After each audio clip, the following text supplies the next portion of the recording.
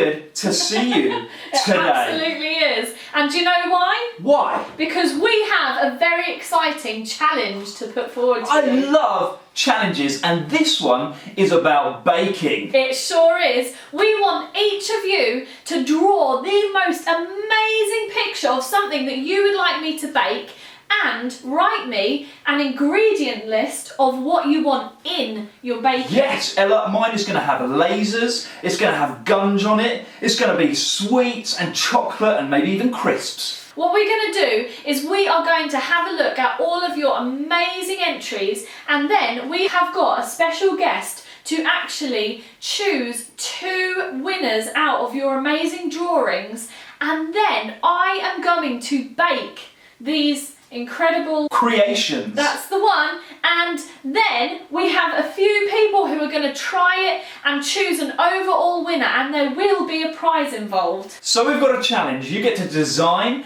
your own baked thing that you want us to create and make it crazy. Yes. Send in an ingredients list of the things that you want us to put into it. When you're done, get your parents to send it to us at QRBCkids@gmail.com.